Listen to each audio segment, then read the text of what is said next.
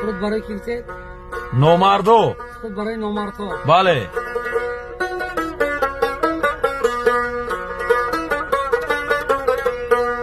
التجا دارم زی تو دنیای فانی گوش کن، عشق مردان را رسان و عیبشان رو پوش کن.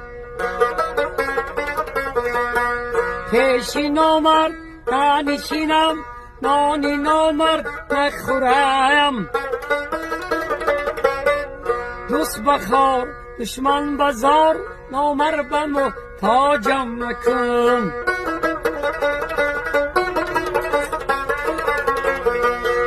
هم اکای و هم اکا، خش و تبر بارای خود.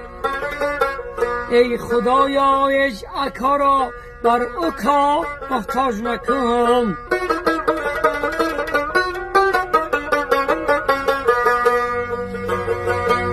یک پدر ده تا پسر را نوری چشمان می کند،